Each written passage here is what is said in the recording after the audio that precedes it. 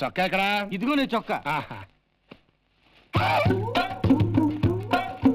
ఇది నా చొక్కా అంటావిటయా? నీ చొక్కానే మామా. నీకు ఎన్ని మీటర్లు కొట్టించాను? 3 మీటర్లు.